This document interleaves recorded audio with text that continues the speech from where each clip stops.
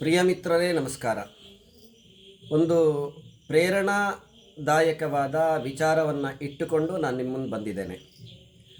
ಭಾರತದಲ್ಲಿ ಧರ್ಮಾಧಾರಿತವಾಗಿ ಸ್ವಾತಂತ್ರ್ಯ ನಂತರ ಜನಸಂಖ್ಯೆಯ ಆಧಾರದಲ್ಲಿ ಅಲ್ಪಸಂಖ್ಯಾತ ಧರ್ಮಗಳು ಅನ್ನುವ ಒಂದು ಚಿಂತನೆಯನ್ನು ಮಾಡುವಾಗ ಬೌದ್ಧ, ಸಿಖ್, ಜೈನ, ಪಾರ್ಸಿ, ಯಹೂದಿ ಇದೆಲ್ಲವೂ ಕೂಡ ನಿಜವಾದ ಅಲ್ಪಸಂಖ್ಯಾತ ಧರ್ಮಗಳು. ಆದರೆ ಹಿಂದೂ ಧರ್ಮದಲ್ಲಿ ಅಲ್ಪಸಂಖ್ಯಾತ ಸಮಾಜ ಅಂತ ನಾವೇನಾದರೂ ನೋಡೋದಾದರೆ ನಿಸ್ಸಂಶಯವಾಗಿ ಅದು ಬ್ರಾಹ್ಮಣ ಸಮಾಜ ಅಂದರೆ ತಪ್ಪಾಗಲಾರದು. ಭಾರತದ ಜನಸಂಖ್ಯೆಯಲ್ಲಿ ಕೇವಲ 4.5% 5% ಇರುವಂತಹ ಒಂದು ಸಮಾಜ ಸ್ವಾತಂತ್ರ್ಯಾನಂತರ ಹಲವಾರು ಕಾರಣಗಳಿಗೋಸ್ಕರ ನಿರಂತರವಾಗಿ ಅವಗಣನೆಗೆ, ಅವಹೇಳನಕ್ಕೆ, ಅಪಮಾನಕ್ಕೆ, ತುಳಿತಕ್ಕೆ ಒಳಗಾದಂತಹ ಒಂದೇ ಒಂದು ಸಮಾಜ ಅಂತ ಇದ್ದರೆ ಅದು ಬ್ರಾಹ್ಮಣ ಸಮಾಜ. ಹಾಗೆ ಹೇಳಿದರೆ ಅದು ತಪ್ಪಲ್ಲ, ಅದು ನಿಸ್ಸಂಶಯವಾಗಿ ಬ್ರಾಹ್ಮಣ ಸಮಾಜ. ಆದರೆ ಎಂದೂ ಕೂಡ ಈ ಬ್ರಾಹ್ಮಣ ಸಮಾಜ ನಾವು ಸೌಲಭ್ಯ ವಂಚಿತರಾಗಿದ್ದೇವೆ, ಅವಕಾಶ ವಂಚಿತರಾದ ಕಾರಣ ನಮಗೆ ಸರ್ಕಾರಗಳಿಂದ ಸೌಲಭ್ಯ ಸಿಗಬೇಕು, ಈ ರೀತಿಯ ಕಾರಣಗಳನ್ನಿಟ್ಟುಕೊಂಡು ಯಾವತ್ತೂ ಯಾವುದೇ ರೀತಿಯ ಪ್ರತಿಭಟನೆಗಳನ್ನು ಮಾಡದೆ, ಸರ್ಕಾರಗಳ ಮುಂದೆ ಡೊಗ್ಗು ಸಲಾಮು ಹೊಡೆಯದೆ, ತಲೆ ತಗ್ಗಿಸಿ ನಡು ತಗ್ಗಿಸಿ ನಿಲ್ಲದೆ, ನಿಜವಾಗಿಯೂ ಕೂಡ ತನ್ನೊಳಗೆ ತಾನು ಗಟ್ಟಿಯಾಗ್ತಾ ಬಂದಂತಹ ಒಂದು ಸಮಾಜ. ಇವತ್ತು ಬ್ರಾಹ್ಮಣ ಸಮಾಜದ ಸ್ಥಿತಿಗತಿಯನ್ನು ನೋಡುವಾಗ ಯಾರ ಸಹಾಯ ಇಲ್ಲದೆ ತಾನೇ ನಂಬಿಕೊಂಡು ಬಂದಂತಹ ತನ್ನ ಪೂರ್ವಿಕವಾದಂತಹ ಆ ಒಂದು ಸ್ವಾಭಿಮಾನ ಏನಿದೆ, ತನ್ನೊಳಗಿರುವಂತಹ ಅಂತಃಸತ್ವ ಏನಿದೆ, ತಾನು ನಂಬಿಕೊಂಡು ಬಂದಿರುವಂತಹ ತನ್ನ ಪರಂಪರೆ ಏನಿದೆ, ತನ್ನ ಆಚಾರ ವಿಚಾರಗಳು, ತನ್ನ ಆರಾಧನಾ ಪದ್ಧತಿಗಳು, ತಾನು ನಿರಂತರವಾಗಿ ಆರಾಧಿಸುವಂತಹ ಗಾಯತ್ರಿಯ ಅನುಗ್ರಹದಿಂದ ಎಲ್ಲ ಕ್ಷೇತ್ರಗಳಲ್ಲಿಯೂ ಕೂಡ ಇವತ್ತು ಬ್ರಾಹ್ಮಣ ಸಮಾಜ ಒಂದು ರೀತಿಯಲ್ಲಿ ಕೈಯಾಡಿಸಿದಂತಹ ಎಲ್ಲ ಕ್ಷೇತ್ರಗಳಲ್ಲಿಯೂ ಕೂಡ ಅನ್ಯಾನ್ಯ ರೀತಿಯಲ್ಲಿ ಸಾಧನೆ ಮಾಡಿದಂತಹ ಸಮಾಜ. ಯಾವುದೇ ಕ್ಷೇತ್ರವನ್ನು ತೆಗೆದುಕೊಂಡರೂ ಕೂಡ ಆ ಕ್ಷೇತ್ರದ ಉತ್ತಮವಾದಂತಹ ಮೇಲ್ಮಟ್ಟದ ಹುದ್ದೆಯಲ್ಲಿ ಬ್ರಾಹ್ಮಣ ಸಮಾಜದವರು ಖಂಡಿತ ಇದ್ದೇ ಇರ್ತಾರೆ. ದೇಶ ವಿದೇಶಗಳಲ್ಲಿ ಕೂಡ ಬ್ರಾಹ್ಮಣ ಸಮಾಜ ಇವತ್ತು ಆ ಪರಿಯಾಗಿ ಆ ಮಟ್ಟಕ್ಕೆ ಬೆಳೆದಿರುವಂತಹ ಸಮಾಜ. ಯಾಕೆ ಅಂದರೆ ಬ್ರಾಹ್ಮಣ ಸಮಾಜ ಅಳವಡಿಸಿಕೊಂಡಂತಹ ಸಿದ್ಧಾಂತವೇ ಅದು. ಬ್ರಾಹ್ಮಣ ತತ್ವ ಭಾರತೀಯತ್ವ, ಭಾರತೀಯತ್ವದ ಒಟ್ಟಿಗೆ ಬ್ರಾಹ್ಮಣ ತತ್ವ.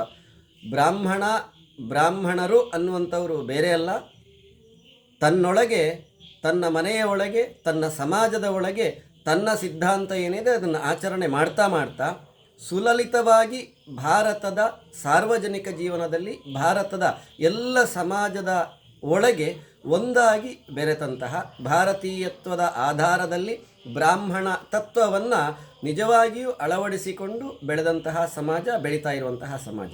ಯಾಕೆ ನಾನು ಈ ವಿಚಾರವನ್ನು ಹೇಳ್ತಾ ಇದ್ದೇನೆ ಅಂತ ಹೇಳಿದರೆ, ಇಡೀ ಸಮಾಜಕ್ಕೆ, ಇಡೀ ಹಿಂದೂ ಸಮಾಜಕ್ಕೆ ಪ್ರೇರಣೆ ಆಗುವಂತಹ ಒಂದು ಸೇವಾ ಕಾರ್ಯ ಕಾಸರಗೋಡು ಭಾಗದಲ್ಲಿ ಅತೀ ಚಿಕ್ಕ ಸಮಾಜ, ಮೈಕ್ರೋ ಮೈನಾರಿಟಿ ಕಮ್ಯುನಿಟಿ ಅಂತ ಹೇಳಲಿಕ್ಕೆ ಯಾವುದೇ ಅಡ್ಡಿ ಇಲ್ಲದೇ ಇರುವಂತಹ ಒಂದು ಬ್ರಾಹ್ಮಣ ಸಮಾಜದ ಒಂದು ಪಂಗಡದಿಂದ ನಡೀತಾ ಇದೆ. ಸುಮಾರು 450-500 ವರ್ಷಗಳ ಹಿಂದೆ ಕಾರಣಾಂತರಗಳಿಂದ ಮಹಾರಾಷ್ಟ್ರದ ಭಾಗದಿಂದ ಉತ್ತರ ಕನ್ನಡ, ಉಡುಪಿ, ಮಂಗಳೂರು, ಕಾಸರಗೋಡು ಈ 4 ಜಿಲ್ಲೆಗಳ ಭಾಗಕ್ಕೆ ವಲಸೆ ಬಂದಂತಹ ಒಂದು ಸಮಾಜ ಅದು ಕರಾಡ ಬ್ರಾಹ್ಮಣ ಸಮಾಜ. ಇವತ್ತು ಕಾಸರಗೋಡು, ಉಡುಪಿ ಈ ಭಾಗದಲ್ಲೆಲ್ಲ ನಾವು ನೋಡಿದರೆ ಅವರ ಜನಸಂಖ್ಯೆ ಇರೋದು 15, 20, 25 ಸಾವಿರದ ಒಳಗೆ. ನನಗಿರುವಂತಹ ಮಾಹಿತಿಯ ಪ್ರಕಾರ 15ರಿಂದ 25 ಸಾವಿರದ ಒಳಗೆ. ಆ ಸಮಾಜದವರು ಮಾಡಿದಂತಹ ಅಥವಾ ಈಗ ಮಾಡ್ತಾ ಇರುವಂತಹ ಒಂದು ಸೇವಾ ಚಟುವಟಿಕೆ ಏನಿದೆ ಅದು ಇಡೀ ಬ್ರಾಹ್ಮಣ ಸಮಾಜಕ್ಕೆ ಮಾತ್ರ ಅಲ್ಲ, ಒಟ್ಟಾರೆ ಹಿಂದೂ ಸಮಾಜಕ್ಕೂ ಕೂಡ ಪ್ರೇರಣಾದಾಯಿ ಅಂತ. ಬಹುಶಃ ಒಂದು 4-5 ವರ್ಷಗಳ ಮೊದಲು ಕೋವಿಡಿನ ಸಮಯದಲ್ಲಿರಬಹುದು, ಕರಾಡ ಬ್ರಾಹ್ಮಣ ಸಮಾಜದ ಪ್ರಮುಖರಲ್ಲಿ ಆ ಸಮಾಜದಲ್ಲಿಯೇ ಇರುವಂತಹ ಅಶಕ್ತರು, ಅವಗಣನೆಗೆ ಒಳಗಾದವರು, ಅದೇ ರೀತಿಯಲ್ಲಿ ಅನಾರೋಗ್ಯ ಪೀಡಿತರಾದವರು, ಆರ್ಥಿಕವಾಗಿ ಸಂಕಷ್ಟದಲ್ಲಿರುವವರು, ಇವರೆಲ್ಲ ಬಂದು ತಮ್ಮ ಕಷ್ಟಗಳನ್ನು ಸಮಾಜದ ನೇತೃತ್ವ ವಹಿಸಿಕೊಂಡಿರುವಂತಹ ಕರಾಡ ಸಮಾಜದ ಹಿರಿಯರಲ್ಲಿ ಪ್ರಸ್ತಾಪ ಮಾಡುವಾಗ ಒಂದು 4 ಜನ ಸಮಾನ ಮನಸ್ಕರು, ಸಾಮಾನ್ಯ ವ್ಯಕ್ತಿಗಳದು ಕೂಡ ಸಾಮಾನ್ಯ ವ್ಯಕ್ತಿಗಳಾದಂತಹ ಒಂದು 4 ಜನ ಸಮಾನ ಮನಸ್ಕರು ಸೇರಿಕೊಂಡು ವಾಟ್ಸಪ್ ಗ್ರೂಪನ್ನು ಪ್ರಾರಂಭ ಮಾಡ್ತಾರೆ. ಕೇವಲ 4 ಜನ. ಆ ವಾಟ್ಸಪ್ ಗ್ರೂಪಿನ ಹೆಸರು ಕರಾಡ ಸಹಾಯಕ ಬಂಧು ಅಂತ. ಕರಾಡ ಸಹಾಯಕ ಬಂಧು ಅನ್ನುವಂತಹ ವಾಟ್ಸಪ್ ಗ್ರೂಪನ್ನು ಅವರು ಸೃಷ್ಟಿಸಿಕೊಂಡು ಆ ವಾಟ್ಸಪ್ ಗ್ರೂಪಿನ ಮುಖಾಂತರ ಈ ಆರ್ಥಿಕವಾಗಿ ಯಾರ್ಯಾರಿಗೆ ಸಮಸ್ಯೆ ಇದೆ ಅವರಿಗೊಂದಷ್ಟು ಏನಾದರೂ ಮಾಧ್ಯಮವಾಗಿದ್ದುಕೊಂಡು ಸಹಾಯ ಮಾಡಬೇಕು ಅನ್ನುವ ಚಿಂತನೆಯನ್ನಿಟ್ಟುಕೊಂಡು ತಮ್ಮದೇ ಸಮಾಜದ ಒಳಗಿರುವಂತಹ ಆರ್ಥಿಕವಾಗಿ ತುಂಬ ಬಲಿಷ್ಠರಾದಂತಹ, ಆರ್ಥಿಕವಾಗಿ ಇನ್ನೊಬ್ಬರಿಗೆ ದಾನವನ್ನು ನೀಡಬೇಕು ಅನ್ನುವಂತಹ ಮನಸ್ಸಿರುವ ಒಂದಷ್ಟು ವ್ಯಕ್ತಿಗಳನ್ನು ಸಂಪರ್ಕಿಸಿ ನಿಜವಾಗಿ ಸಮಸ್ಯೆ ಇರುವವರು ಯಾರಿದ್ದಾರೆ ಅವರಿಗೆ ಬೇಕಾದಂತಹ ಆರ್ಥಿಕ ಸಂಪನ್ಮೂಲವನ್ನು ಕೊಡಿಸುವಂತಹ ಒಂದು ಚಟುವಟಿಕೆಯನ್ನು ಪ್ರಾರಂಭಿಸ್ತಾರೆ. ಮೊದಲಿಗೆ ಇವರು ಈ 4 ಜನ ಪ್ರಾರಂಭಿಸುವಂತಹ ಚಟುವಟಿಕೆ ಇದು. ಯಾರಿಗೆ ಅವಶ್ಯಕತೆ ಇದೆ, ಆರ್ಥಿಕವಾಗಿ ಸಮಸ್ಯೆ ಇದೆ ಅಥವಾ ಅನಾರೋಗ್ಯ ಪೀಡಿತರಿದ್ದಾರೆ, ಅವರಿಗೆ ಯಾರು ದಾನಿಗಳಿದ್ದಾರೆ ಅವರಿಂದ ಒಂದಷ್ಟು ಹಣ ಸಂಗ್ರಹವನ್ನು ಮಾಡಿಸಿ ಕೊಡಿಸುವಂತಹ ಕೆಲಸ. ತಮ್ಮದೇ ಸಮಾಜದ ದಾನಿಗಳಿಂದ ಅವರು ಕರಾಡ ಸಹಾಯಕ ಬಂಧು ಅನ್ನುವಂತಹ ಆ ವಾಟ್ಸಪ್ ಗ್ರೂಪಿನ ಮುಖಾಂತರ ಈ 4.5 ವರ್ಷಗಳಲ್ಲಿ ಕೊಡಿಸಿದಂತಹ ಮೊತ್ತ ಸುಮಾರು 1 ಕೋಟಿ ರೂಪಾಯಿಗಳ ಹತ್ತಿರ ಆಗಬಹುದು. ಬಹುಶಃ ಅಂದಾಜು 1 ಕೋಟಿ ರೂಪಾಯಿಯಷ್ಟು ಮೊತ್ತವನ್ನು ಅವರು ಆ ವಾಟ್ಸಪ್ ಗ್ರೂಪಿನ ಮುಖಾಂತರ ಕೊಟ್ಟಿದ್ದಾರೆ. ಎಲ್ಲಿಯವರೆಗೆ ಅಂತ ಹೇಳಿದರೆ, ಯಾರಾದರೂ ಸಹಾಯಕ್ಕೆ ಅಪೇಕ್ಷೆ ಪಟ್ಟವರಿದ್ದರೆ ಕರಾಡ ಸಹಾಯಕ ಬಂಧು ಅನ್ನುವಂತಹ ವಾಟ್ಸಪ್ ಗ್ರೂಪಿನಲ್ಲಿ ಅದನ್ನೊಮ್ಮೆ ಪ್ರಚಾರ ಮಾಡಿದರೆ ಅಥವಾ ಅದನ್ನೊಮ್ಮೆ ಆ ವಿಚಾರವನ್ನು ಅಲ್ಲಿ ಪ್ರಸ್ತುತಪಡಿಸಿದರೆ ಒಂದು ದಿವಸದಲ್ಲಿ 2.5-3 ಲಕ್ಷ ರೂಪಾಯಿಯವರೆಗೆ ಹಣ ಸಂಗ್ರಹ ಆದಂತಹ ಉದಾಹರಣೆಗಳಿವೆ. ಇವತ್ತು ಆ ವಾಟ್ಸಪ್ ಗ್ರೂಪಿನಲ್ಲಿ 1000ಕ್ಕಿಂತ ಹೆಚ್ಚು ಸದಸ್ಯರಿದ್ದಾರೆ. ಒಂದು ಹತ್ತಿರ ಒಂದು 32 ಜನ ಪ್ರತ್ಯಕ್ಷವಾಗಿ, ಒಂದು 11 ಜನ ಪರೋಕ್ಷವಾಗಿ, ಒಟ್ಟು ಒಂದು 43 ಜನ 1 ಕೋಟಿ ರೂಪಾಯಿಯಷ್ಟು ಆರ್ಥಿಕ ಸಂಪನ್ಮೂಲವನ್ನು ಅವರಿಗೆ ಅಗತ್ಯವಾಗಿರುವಂತಹವರು ಫಲಾನುಭವಿಗಳು ಪಡ್ಕೊಂಡಿದ್ದಾರೆ. ನಿಜವಾಗಿ ಕೂಡ ಇದು ದೊಡ್ಡ ಸಾಧನೆ. ಯಾಕೆ ಅಂತ ಹೇಳಿದರೆ, ಅವರ ಜನಸಂಖ್ಯೆ ಇರುವಂತಹದ್ದೇ 15ರಿಂದ 25 ಸಾವಿರದ ಒಳಗೆ. ಅಷ್ಟು ಸಣ್ಣ ಮೈನಾರಿಟಿ ಕಮ್ಯುನಿಟಿಯವರು ಇಷ್ಟು ದೊಡ್ಡ ಸಾಧನೆ ಮಾಡಬಹುದು ಅಂತಾದರೆ ಕೇವಲ 4.5 ವರ್ಷಗಳಲ್ಲಿ ಉಳಿದ ಸಮಾಜಗಳು, ಉಳಿದ ಹಿಂದೂ ಸಮಾಜ ಆಗಿರಬಹುದು ಅಥವಾ ಬ್ರಾಹ್ಮಣ ಸಮಾಜದ ಉಳಿದ ಒಳಪಂಗಡಗಳಾಗಿರಬಹುದು, ಇಂತಹ ಯೋಜನೆಯನ್ನು ಕಾರ್ಯಗತ ಮಾಡಿದರೆ ಎಷ್ಟು ದೊಡ್ಡ ಸಾಧನೆ ಆಗಬಹುದು, ಎಷ್ಟು ದೊಡ್ಡ ಸಮಾಜದಲ್ಲಿ ಒಂದು ಬದಲಾವಣೆ ಆಗಬಹುದು ಅಂತ ಹೇಳೋದನ್ನು ಊಹಿಸಲಿಕ್ಕೆ ಅಸಾಧ್ಯ. ಇವರು ಇಷ್ಟಕ್ಕೆ ನಿಲ್ಲುವುದಿಲ್ಲ. ಇದು ತಮ್ಮ ಕೈ ಮೀರಿ ಹೋಗ್ತಾ ಇದೆ, ನಮ್ಮ ವ್ಯವಸ್ಥೆಗಿಂತ ದೊಡ್ಡದಾಗ್ತಾ ಇದೆ ಅನ್ನುವಂತಹ ಒಂದು ಕಾಲಘಟ್ಟ ಬರುವಾಗ ಕರಾಡ ಸಹಾಯಕ ಬಂಧು ಚಾರಿಟೇಬಲ್ ಟ್ರಸ್ಟ್ ಅಂತ ಒಂದು ವ್ಯವಸ್ಥೆಯನ್ನು ರೂಪಿಸಿಕೊಳ್ತಾರೆ, ಒಂದು ಸಂಸ್ಥೆಯನ್ನು ರೂಪಿಸಿಕೊಳ್ತಾರೆ. ಇದರ ಮುಖಾಂತರ ಅವರೊಂದು ಮೆಡಿಕಲ್ ಎಕ್ವಿಪ್ಮೆಂಟ್ ವೇರ್ ಹೌಸ್ ಅಥವಾ ಮೆಡಿಕಲ್ ಎಕ್ವಿಪ್ಮೆಂಟ್ ಬ್ಯಾಂಕನ್ನು ಮಾಡ್ತಾರೆ. ಒಂದಷ್ಟು ವೈದ್ಯಕೀಯ ಉಪಕರಣಗಳನ್ನು ಒಂದು ಕೇಂದ್ರವನ್ನು, ಒಂದು ಸೆಂಟರನ್ನು ಮಾಡಿ ಅಲ್ಲಿ ಇಟ್ಟುಕೊಳ್ಳುವಂತಹದ್ದು, ಅಲ್ಲಿಂದ ಯಾರಿಗೆ ಅದು ಅವಶ್ಯಕತೆ ಇದೆಯೋ ಅವರಿಗೆ ಕೊಡುವಂತಹದ್ದು, ಉಚಿತವಾಗಿ ಕೊಡುವಂತಹದ್ದು. ಅದಕ್ಕೆ ದಾನಿಗಳಿಂದ ಈ ಎಕ್ವಿಪ್ಮೆಂಟ್ಗಳಿಗೆ ಹಣವನ್ನು ಸಂಗ್ರಹಿಸುವಂತಹದ್ದು. ಇದೆಲ್ಲವೂ ಕೂಡ ಕರಾಡ ಸಮಾಜದ ಒಳಗಿಂದಲೇ ಸಂಗ್ರಹಿಸುವಂತಹದ್ದು. ಹೊರಗಿನ ಬೇರೆ ಪಂಗಡದ ಬ್ರಾಹ್ಮಣರಿಂದಲೂ ಕೂಡ 1 ರೂಪಾಯಿಯನ್ನು ಸಂಗ್ರಹಿಸದೆ ತಮ್ಮ ಸಮಾಜದೊಳಗೆ ಮಾತ್ರ ಸಂಗ್ರಹಿಸುವಂತಹದ್ದು. ಆ ರೀತಿಯಲ್ಲಿ ಒಂದು ಮೆಡಿಕಲ್ ಎಕ್ವಿಪ್ಮೆಂಟ್ ಬ್ಯಾಂಕ್ ಅಥವಾ ಮೆಡಿಕಲ್ ಎಕ್ವಿಪ್ಮೆಂಟ್ ವೇರ್ ಹೌಸ್ ಅಂತ ಹೇಳುವಂತಹದ್ದನ್ನು ಪ್ರಾರಂಭ ಮಾಡ್ತಾರೆ. ಇವತ್ತದರಲ್ಲಿ 1-2 ಬೈಪಾಪ್ ಮೆಷಿನ್ಗಳಿದೆ, ಆಕ್ಸಿಜನ್ ಕಾನ್ಸಂಟ್ರೇಟರ್ ಒಂದು 6 ಇದೆ, ಒಂದು 6 ಬೆಡ್ಗಳಿದೆ, ವೀಲ್ ಚೇರ್ಗಳಿದೆ, ವಾಕರ್ಗಳಿದೆ, ಅದೇ ರೀತಿಯಲ್ಲಿ ನೆಬುಲೈಸರ್ಗಳಿದೆ, ಏರ್ ಬೆಡ್ ಇದೆ. ಇವತ್ತಿನ ಮೊತ್ತ ಹತ್ತಿರ ಒಂದು 10 ಲಕ್ಷ ರೂಪಾಯಿ ಅಂದಾಜು ಒಂದು 10 ಲಕ್ಷ ರೂಪಾಯಿಯಷ್ಟು ಮೌಲ್ಯ ಇರುವಂತಹ ಆ ಮೆಡಿಕಲ್ ಎಕ್ವಿಪ್ಮೆಂಟ್ಗಳು ಇವತ್ತು ವೇರ್ ಹೌಸ್ ಅಥವಾ ಮೆಡಿಕಲ್ ಎಕ್ವಿಪ್ಮೆಂಟ್ ಬ್ಯಾಂಕ್ನಲ್ಲಿ ಸಂಗ್ರಹವಾಗಿದೆ. ತಮ್ಮ ಸಮಾಜದೊಳಗೆ, ಕರಾಡ ಸಮಾಜದೊಳಗೆ ಅವಶ್ಯಕತೆ ಇರುವವರಿಗೆ ಉಚಿತವಾಗಿ ಇದೆಲ್ಲವುದನ್ನು ನೀಡುವಂತಹದ್ದು. ಅವರ ಅವಶ್ಯಕತೆ ಮುಗಿದ ನಂತರ ಪುನಃ ಅದನ್ನು ವೇರ್ ಹೌಸಿಗೆ ತಂದು ಇಟ್ಟುಕೊಳ್ಳುವಂತಹದ್ದು, ಅದಕ್ಕೆ ಬೇಕಾದಂತಹ ವ್ಯವಸ್ಥೆಗಳನ್ನು ಮಾಡಿಕೊಳ್ಳುವಂತಹದ್ದು. ಈ ರೀತಿಯ ಒಂದು ಯೋಜನೆಯನ್ನು ಕೂಡ ಮಾಡಿಕೊಂಡು ಇದರಲ್ಲಿಯೂ ಕೂಡ ತುಂಬ ಜನಕ್ಕೆ ಯಾರಿಗೆ ಅವಶ್ಯಕತೆ ಇದೆ ಅವರಿಗೆ ಅದನ್ನು ನೀಡುವಂತಹ ಕೆಲಸ ಕಾರ್ಯಗಳು, ಅದರಿಂದ ತುಂಬ ಜನ ಸೌಲಭ್ಯವನ್ನು ಪಡೆದುಕೊಂಡಂತಹ ಉದಾಹರಣೆಗಳು ಕೂಡ ಇದೆ. ಅಷ್ಟೇ ಅಂತ ನೋಡಿದರೆ ಅಲ್ಲ, ಈ ಯೋಜನೆ ದೊಡ್ಡದಾಗ್ತಾ ಹೋಗ್ತದೆ. ಕರಹಾಡ ಛಾಯ ಅಂತ ಮತ್ತೊಂದು ಯೋಜನೆಯನ್ನು ರೂಪೀಕರಿಸಿಕೊಳ್ತಾರೆ. ಆ ಕರಹಾಡ ಛಾಯ ಅನ್ನುವ ಯೋಜನೆ ಉದ್ದೇಶ ಏನು ಅಂತ ಹೇಳಿದರೆ, ಯಾವ ಮನೆಯಲ್ಲಿ ತಂದೆ ತೀರಿ ಹೋಗಿದ್ದಾರೋ ಅಥವಾ ಯಾವ ಮನೆಯಲ್ಲಿ ಯಜಮಾನರಿಲ್ವೋ, ಮನೆಯನ್ನು ಸಾಕಲಿಕ್ಕೆ, ಮನೆಯ ಸದಸ್ಯರನ್ನು ಸಾಕಲಿಕ್ಕೆ ಕಷ್ಟ ಆಗ್ತದೆ ಅಂತ ಹೇಳುವಂತಹ ಸ್ಥಿತಿ ಇದೆಯೋ, ಆ ಮನೆಯ ಮಕ್ಕಳನ್ನು ಎಜುಕೇಷನ್ನಿನ ಉದ್ದೇಶದಿಂದ, ವಿದ್ಯಾಭ್ಯಾಸವನ್ನು ಕೊಡುವಂತಹ ಉದ್ದೇಶದಿಂದ ಆ ಮಕ್ಕಳಿಗೆ ಬೇಕಾದಂತಹ ಖರ್ಚನ್ನು ಕೊಡುವಂತಹ ಒಂದು ವ್ಯವಸ್ಥೆಯನ್ನು ರೂಪೀಕರಿಸಿಕೊಂಡು ಇಲ್ಲಿಯವರೆಗೆ 6 ಜನ ವಿದ್ಯಾರ್ಥಿಗಳಿಗೆ ಬೇಕಾದಂತಹ ಎಜುಕೇಷನ್ನಿಗೆ ಪೂರಕವಾಗಿರುವಂತಹ ಆರ್ಥಿಕ ಸಹಾಯವನ್ನು ಈ ಸಂಘಟನೆ ಮಾಡಿದೆ. ಇದು ಮಾತ್ರವ ಅಂತ ಕೇಳಿದರೆ ಅಲ್ಲ ಅಂತ. ಹಿಂದೂ ಸಮಾಜದ ಒಳಗಿರುವಂತಹ ಈ ಬ್ರಾಹ್ಮಣ ಸಮಾಜ ಬೇರೆ ಬೇರೆ ಕಾರಣಕ್ಕೆ, ನಾನಾಗ ಹೇಳಿದ ಹಾಗೆ, ಎಷ್ಟು ಅವಗಣನೆಗೆ ಒಳಗಾದರೂ, ಎಷ್ಟು ಅವಮಾನಕ್ಕೆ ತುಳಿತಕ್ಕೊಳಗಾದರೂ ಕೂಡ ಅದು ಯಾವುದನ್ನು ಲೆಕ್ಕಕ್ಕೆ ತೆಗೆದುಕೊಳ್ಳದೆ ನಾವೊಂದು ಸಮಾಜವಾಗಿ ಯಾವ ರೀತಿಯಲ್ಲಿ ಬೆಳಿಬೇಕು ಅನ್ನುವಂತಹ ಚಿಂತನೆಯನ್ನಿಟ್ಟುಕೊಂಡು, ತಾನು ಮಾತ್ರ ಬೆಳೆಯುವುದಲ್ಲ, ಬ್ರಾಹ್ಮಣ ಸಮಾಜ ಆಶೀರ್ವಾದ ಮಾಡುವುದೇ ಸರ್ವೇ ಜನಾಃ ಸುಖಿನೋ ಭವಂತು ಸಮಸ್ತ ಸನ್ಮಂಗಲಾನಿ ಭವಂತು ಅನ್ನುವಂತಹ ಆಶೀರ್ವಾದಕ್ಕೆ ಪೂರಕವಾಗಿ ಆ ತತ್ವವನ್ನು ನಿಜವಾಗಿಯೂ ಅಳವಡಿಸಿಕೊಂಡು ಸೇವಾ ಭಾರತೀಯ ಸಹಯೋಗದೊಂದಿಗೆ ಒಂದು ಬ್ಲಡ್ ಬ್ಯಾಂಕ್ ಅಂತ ಹೇಳೋದಕ್ಕಿಂತ ಅವಶ್ಯಕತೆ ಇರುವವರಿಗೆ ತತ್ಕ್ಷಣದಲ್ಲಿ ರಕ್ತದಾನವನ್ನು ಮಾಡುವಂತಹ ಒಂದು ವ್ಯವಸ್ಥೆಯನ್ನು ರೂಪೀಕರಿಸಿಕೊಳ್ಳುತ್ತದೆ.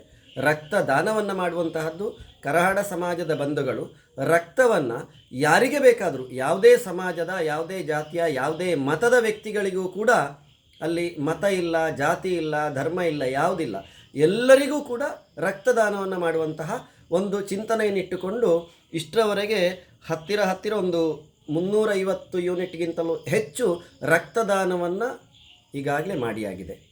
ಅದರ ನಂತರದ ಅವರ ಯೋಜನೆ ಏನು ಅಂತ ಹೇಳಿದರೆ, ಕರಹಾಡ ಸಹಾಯಕ ಬಂಧು ಚಾರಿಟೇಬಲ್ ಟ್ರಸ್ಟ್ ವತಿಯಿಂದ ಬೆಂಗಳೂರಿನ ಒಂದು ಜನಸೇವಾ ಚಾರಿಟೇಬಲ್ ಟ್ರಸ್ಟ್ ಅನ್ನುವವರ ಮೂಲಕ ಮುಳ್ಳೇರಿಯಾದಲ್ಲಿ ಒಂದು ಕೋಆಪರೇಟಿವ್ ಹಾಸ್ಪಿಟಲ್ ಇದೆ. ಮುಳ್ಳೇರಿಯಾ ಅನ್ನುವಂತಹದ್ದು ಅತ್ಯಂತ ಗ್ರಾಮೀಣ ಪ್ರದೇಶ. ಕಿಡ್ನಿಗೆ ಸಂಬಂಧಿತವಾಗಿರುವಂತಹ ಸಮಸ್ಯೆಗಳು ಇರುವಂತಹ ರೋಗಿಗಳಿದ್ದರೆ ಅವರಿಗೆ ಡಯಾಲಿಸಿಸ್ಗೆ ಕಾಸರಗೋಡಿನಂತಹ ದೊಡ್ಡ ನಗರಗಳಿಗೆ, ಮುಳ್ಳೇರಿಯಾದಿಂದ 25-30 ಕಿಲೋಮೀಟರ್ ದೂರದಲ್ಲಿರುವಂತಹ ನಗರಗಳಿಗೆ ಕಳಿಸಬೇಕಾಗ್ತದೆ, ಅಥವಾ ಮಂಗಳೂರಿಗೆ, ಸುಳ್ಯಕ್ಕೆ ಹೋಗಬೇಕಾಗ್ತದೆ.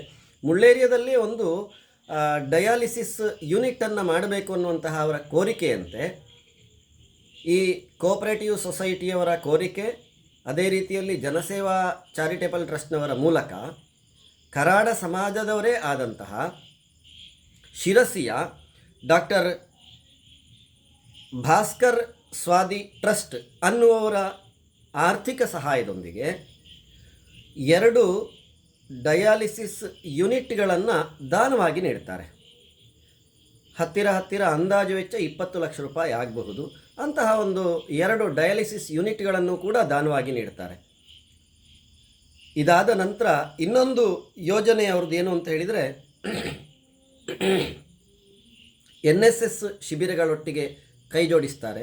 ದೇಶೀಯ ಗೋತಳಿಯನ್ನು ಉಳಿಸುವುದು, ಬೆಳೆಸುವುದು, ಇದರ ವಿಚಾರದಲ್ಲಿಯೂ ಕೂಡ ತುಂಬ ಕೆಲಸ ಮಾಡ್ತಾ ಇದ್ದಾರೆ. ವಿಶೇಷವಾಗಿ ಪರಿಸರ ಕಾಳಜಿ ಅಂತ ಹೇಳುವಂತಹದ್ರ ವಿಷಯ ಏನಿದೆ ಅದನ್ನಿಟ್ಟುಕೊಂಡು ಪರಿಸರಕ್ಕೆ ಪೂರಕವಾದಂತಹ ವಿಚಾರಗಳಲ್ಲಿ ಇಡೀ ಸಮಾಜ ತನ್ನನ್ನು ತಾನು ತೊಡಗಿಸಿಕೊಳ್ತಾ ಇದೆ.